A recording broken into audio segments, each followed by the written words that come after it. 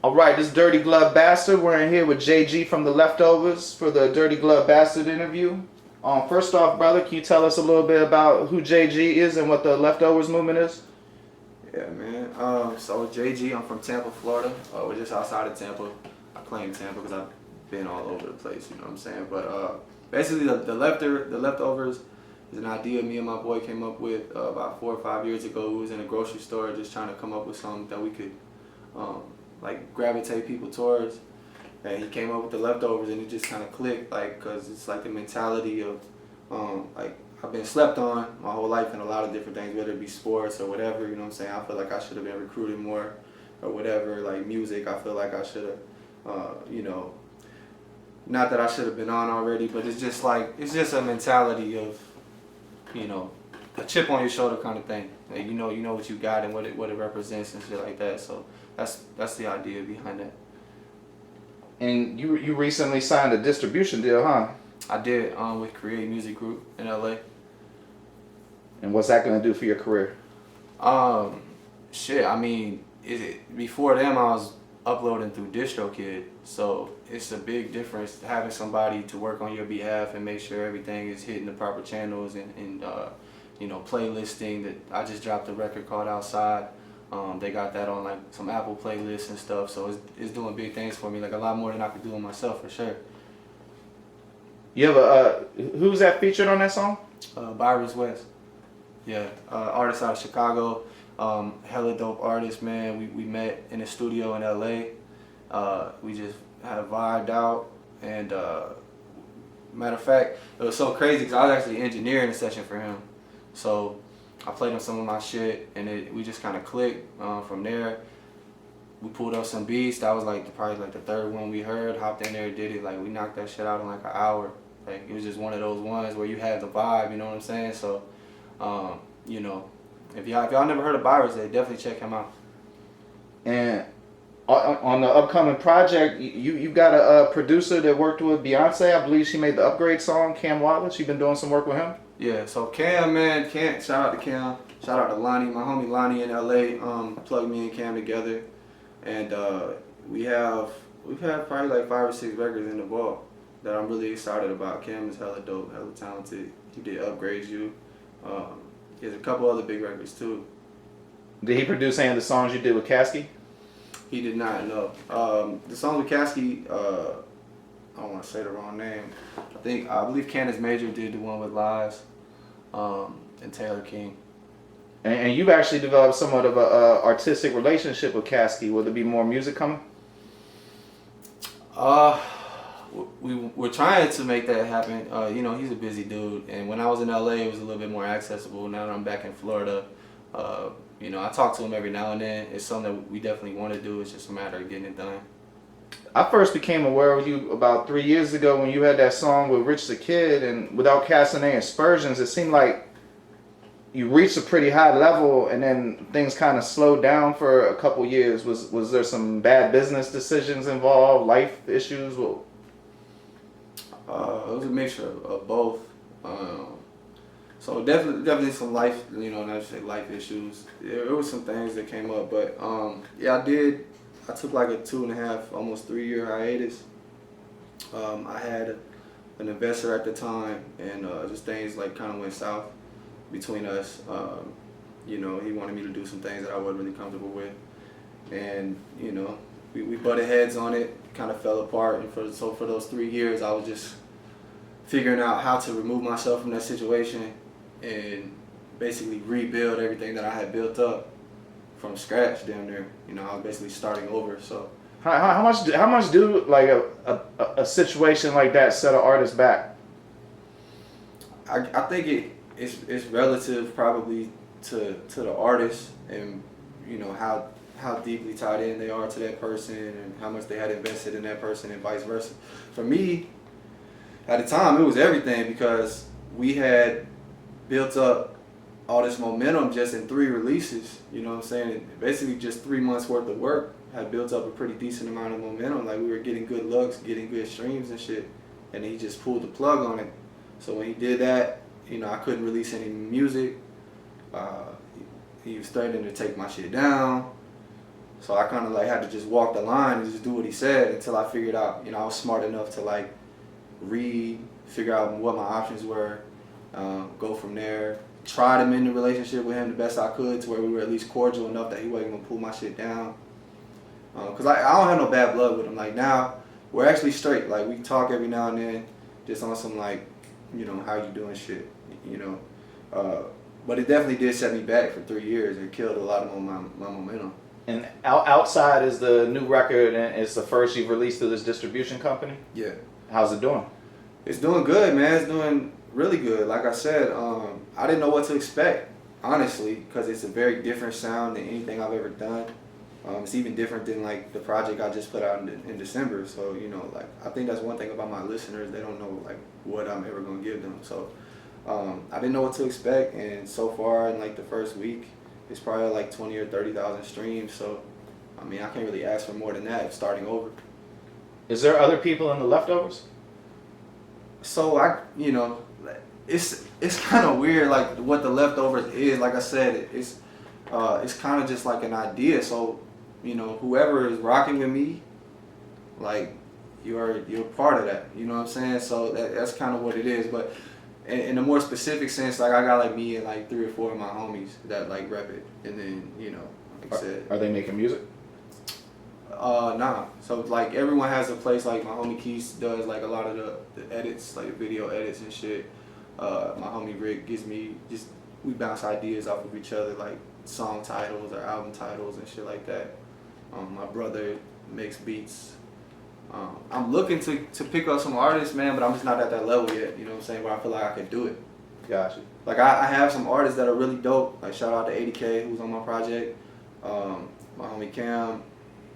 I don't want to forget anybody, but I got like 3 or 4 artists that like I definitely feel like could be major players in the industry. They just don't have the proper platform, and I'm not at a space where I could give it to them right now. You know. When you were discussing the Leftovers initially, you said that you felt that you weren't getting recruited enough. So you had a football career. Mm. How far did you go with it? I played in college. You know what I'm saying? Every now and then, I got this box at my house, man. Fucking box full of all my college letters that occasionally I pull out and depress myself and just look at all my fucked up. You know, I just fucked up. I didn't follow up, man. I more than anything, it was a learning experience. Like I got letters from Florida State. I got like probably 50 letters from Maryland where they were sending me tickets to their games. I never went. The fucking head coach from Duke came to my school and like talked to me and my homie. I was just like, oh, Duke, that's a basketball school. Like I don't want to go there. I was fucking dumb. You know what I'm saying? Like for lack of a better word, I was just looking at shit like, you know. But you made your first project when you were a football player, right? So when I went to TSU, I got my refund check. The refund checks was, you know, that was everything. Me, I grew up, you know, we weren't like, I guess, dirt poor, but we were fucking below middle class for sure. You know what I'm saying? Right. Like we had things, but we didn't have a lot of things. So when I got that refund check, man, it was, I think it was like $5,000. My first semester in college, I'm 18 years old. That's the most money I ever fucking had in my hand. You know what I'm saying? So I took that, I cashed out on like Pro Tools and a microphone and shit, and I had to set up in the dorm. At that time, I thought I was the shit musically, but it wasn't, you know, it wasn't that good. But it did generate a little buzz on campus, right?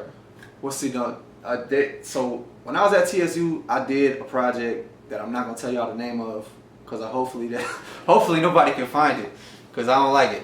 That was like the experimental phase, and then I went to Lindenwood and I cut my first like official project, which was public relations, and that did get some traction for me. You know, I haven't had a chance to hear that yet, but I listened to Public Relations too, and I saw you had one of my songs I like on there is this tribute song to Joshua Nelson. Who's Joshua Nelson? Yeah, so I've actually never met him, man, unfortunately. Joshua Nelson is the brother of this girl. She left a comment on one of my videos. First video I ever like officially put out called Water. Basically on a story on there, like told me how her brother put her onto my music. They used to listen to my shit all the time, specifically that song.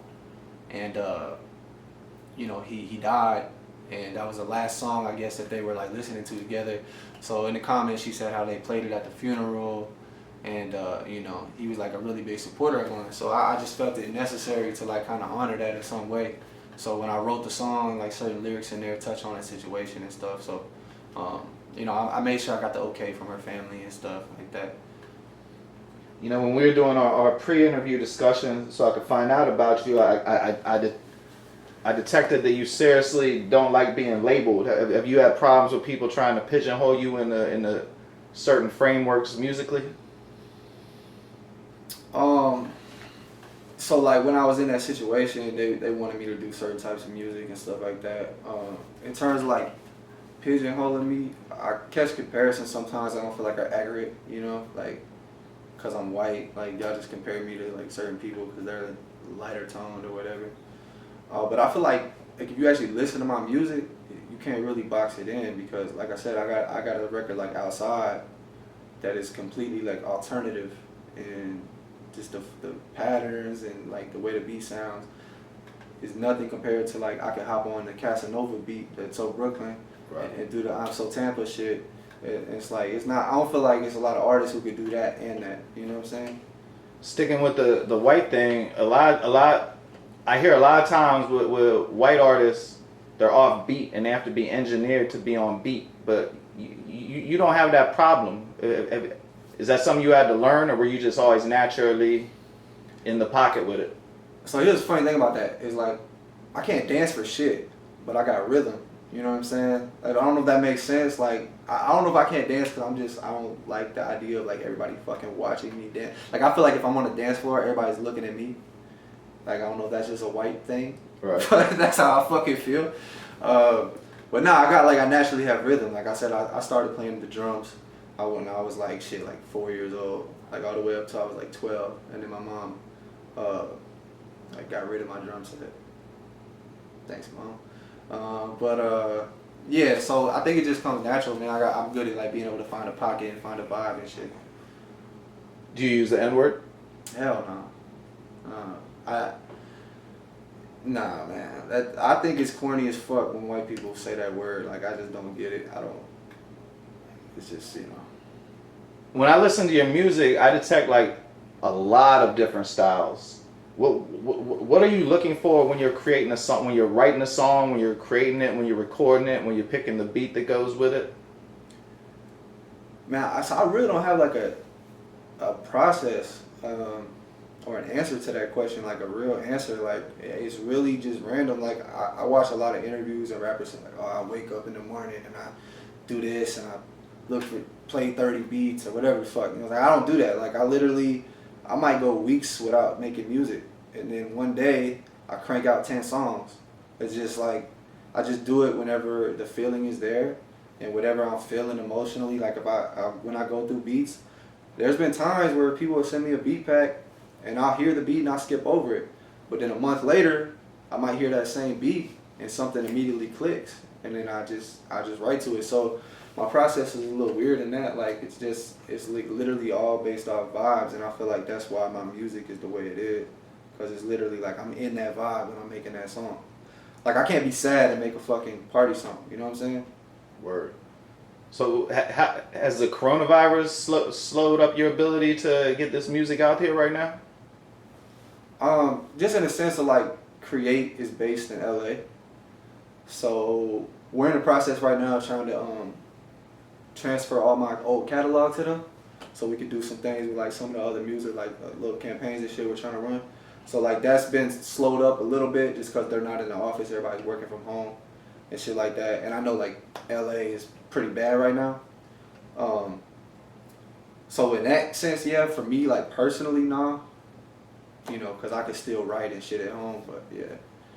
So when everything slows down, or I guess speeds back up, it would be the better way to put it. When everything gets back to normal, what should we be expecting? Like how are you going to be moving the rest of 2020 once the coronavirus situation is passed?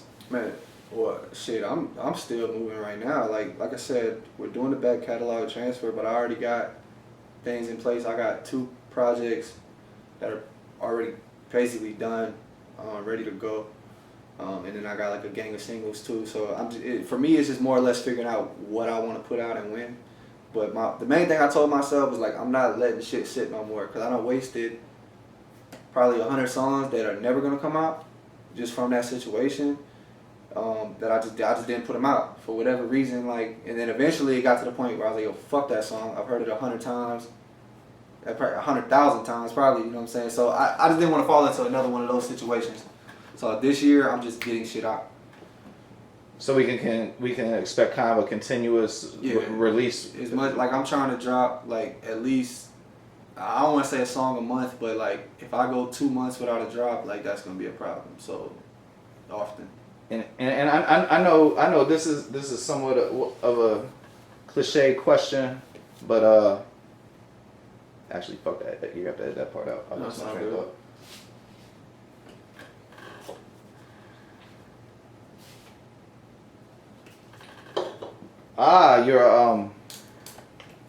You're a father. How has being a father affected your music career? How has it affected my music career? I guess, well, both positively and negatively in some aspects. Is like I want to be there for my kid. You know what I'm saying? So like certain things I don't do because I'd rather be home with him. Like certain like events I might have went to if I didn't have a kid. Like I chose to be there with my son instead. Like shit like that, which I don't even view that as negative. Like that's me being a father. And for me, that's first and foremost is being that. So do you feel fatherhood affects your music career more, or music career affects your fatherhood more?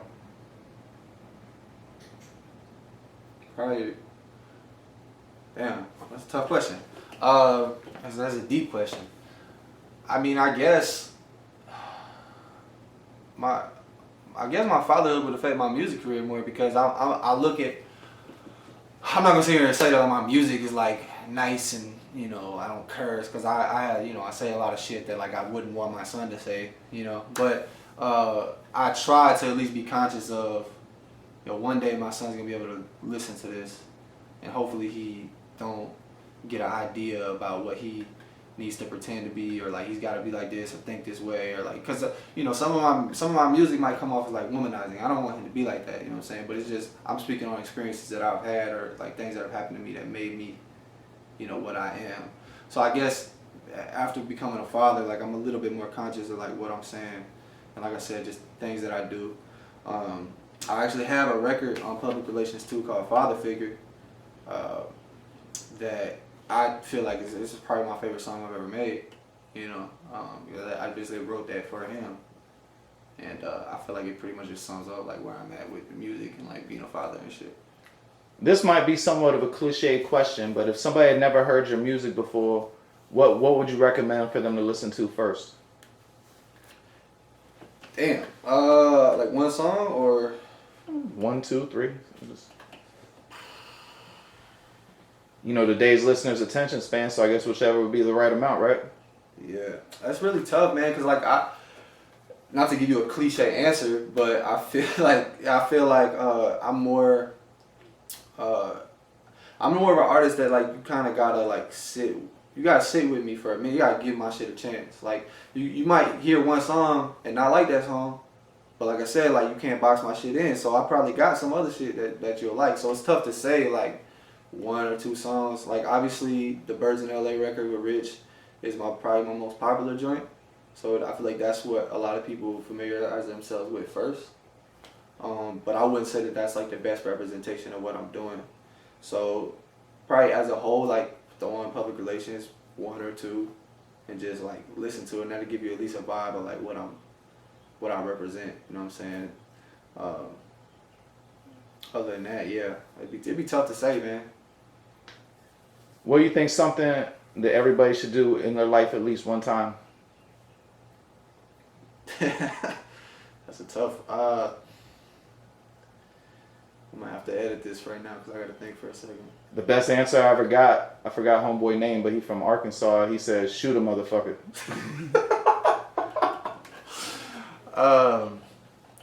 Yeah, I'm not gonna say that. I would shit, man. I guess being a parent, because that shit changed me. Like, not again. I don't want to give you like cliche ass answers, but I think if you have the ability to be a parent, like if you can, like physically, or even if you can't, like I don't have any adopted kids, but like be a parent, like that shit, like it just changes the way you look at things, everything. And I didn't even know how I was gonna feel about it at first. Like, you know, I wasn't happy at first. I was like, damn, this is gonna fuck up what I want to do in life. But instead, when it happened, when my son was born, it just changed the way I looked at everything. It didn't fuck up my life. It made me want to go harder and do shit like more for him. So, be a parent. So you performed in front of a lot of people. You played high level football. What's the biggest adrenaline rush you've ever felt in your life? Probably, it was like 2 years ago. I performed in like right outside of Boston in Lowell, Massachusetts. I opened up for Juice WRLD. And that show was fucking crazy. Like it was like 4,000 people there, packed out auditorium. Shout out to Dami Divine and Ty for putting me on that show. But that shit was crazy. Like that, as an independent artist, you know, it's hard when you perform because a lot of times you're performing in markets where people ain't really familiar with you. There might be like, if you're lucky, like 5 people there that know your shit. You know what I'm saying? Like real, just being honest. Like I'm at a level where like a lot of people don't know my shit. So when I performed there, they were just feeling the fuck out of it. Like the whole crowd was like interacting. People were like jumping, turning up and shit. And, like as I was leaving the venue, I probably had like 40, 50 kids like stop me, ask me for pictures and shit. So like that, for me, that was the moment where I was like, damn, like this is what this shit feels like, you know? So that was probably my best moment. Since, I mean, basically, you've become a professional musician. What has surprised you the most about what it entails? Like, what were you not expecting? Just, I guess, the way people are in the industry. You know, it throws you off. I don't want to paint this picture, like this gloomy ass picture of the industry, but I have met a lot of just shady people. That you don't, when you're young and just wide-eyed and just looking at this shit, like it's, you just like glorified in this space of like, oh, this is everything and everything's gonna be so perfect and people are just gonna like me because my music's dope, and like it's like not like that. Like this shit is like, it don't fucking matter. You could be the dopest dude ever, like some new shit, and like if you don't got your shit in order, you don't got a bag behind you, you don't got the proper look or whatever, like people not gonna fuck with you. And even if they do, like a lot of times they got like a hidden agenda behind it or whatever it may be. So just that's what I've experienced, and I've seen people, you know, I've seen artists get fucked over. So like for me that shit was surprising. I thought, you know, it's not what I expected, basically. What have we not talked about that you'd like people to know? So we touched on a lot of shit, but I mean, just basically, I guess, get in tune with the shit that I have out right now. I also had a project called 3 Feet from Gold that went under the radar. It was a product of that situation I spoke about earlier with the investor. And it's good music, so a lot of people haven't heard that shit. That's actually the project that the Rich the Kid song was on, and the song with Caskey was on. I just recently got that up on Apple Music and everything, so if you search my name, JG, all that'll pop up. If you Google JG, I should be the one to pop up. So like now, like I'm finally getting to a space where my search engine optimization is like there. So like definitely like go back and like listen to the old shit, and then just grow with me, because the shit I'm about to drop this year is like so crazy. Like, And then in conclusion, where can they find you on social media, your music, all that, etc., etc.? yeah, so Instagram is JGX The Leftovers, and it's basically the same on everything. So Twitter, Facebook, YouTube. Spelled out appropriately, Yeah. THELEFTOVERS. Yeah, just like exactly how it sounds. Like JG, the letter X, The Leftovers. So it's like and, basically, if that makes sense. And then like I said, like Google, I just got a Wikipedia. I'm fucking trying to get verified on Instagram. If they give me that check, it'd be easier to find me on there. Yeah, man. I got a website, jgxtheleftovers.com. I don't know if I'm missing anything. Thank you for your time, brother, and we appreciate you coming through and talking to us today. Thank you, bro. Yeah. All right, I'm gonna write a couple things. You wanna do some drops for me? Yeah. What you need me to do? I'll write it up for you. It seems like most people like scripts. Yeah. I suck at this type of shit, man. Hold on.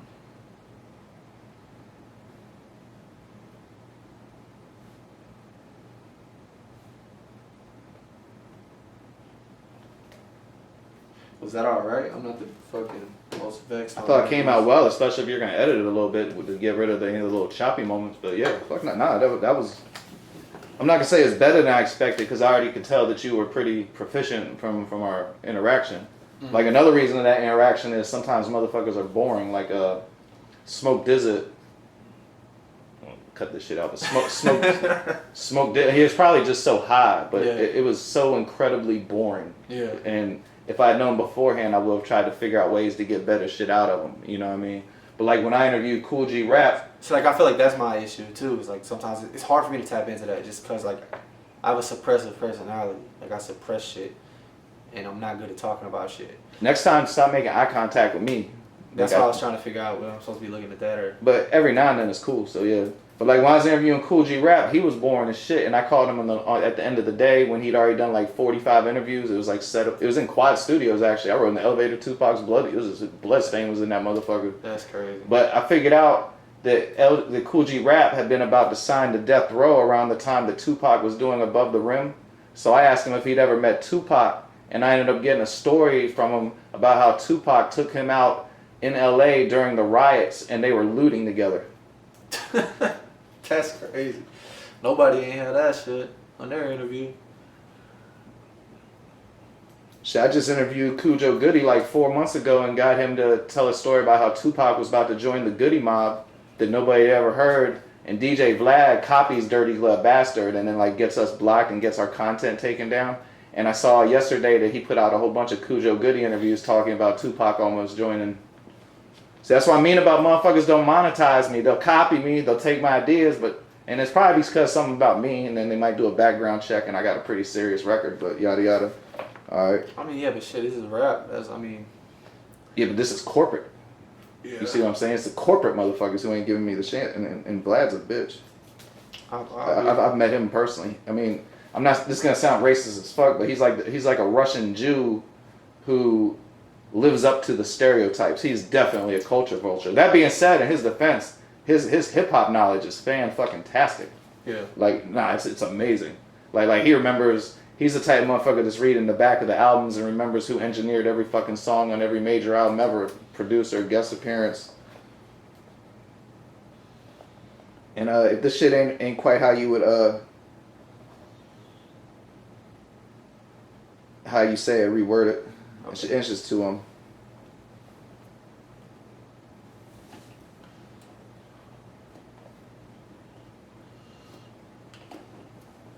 I think that went well, especially with the editing. If this had to be the one where I just chop off the beginning and chop off the end with my limited technical abilities, maybe it'd be a 7 instead of a 10, but I think we probably, after it's edited, will have a strong 9.5 and a 10. I felt the stories are interesting, they weren't too long. It's not going to take me forever to type them out. You know, so that shit's perfect for me. But just those bottom two.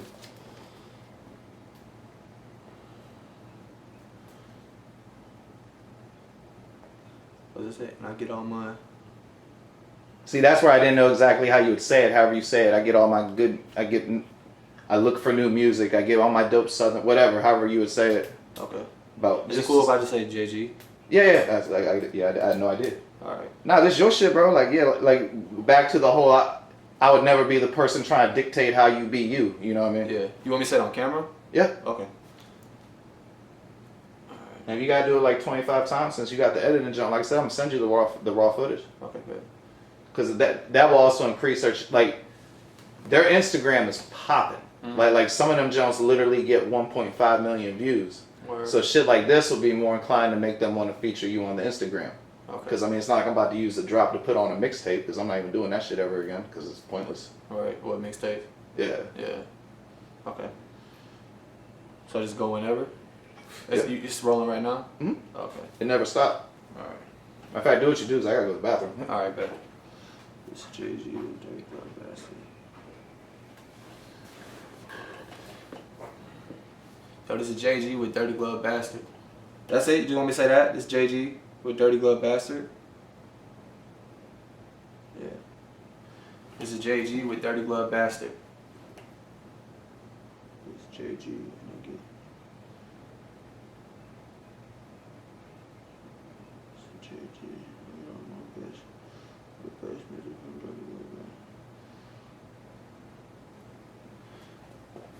Yo, this is JG, and anytime I'm looking for music, I go to dirtyglovebastard.com.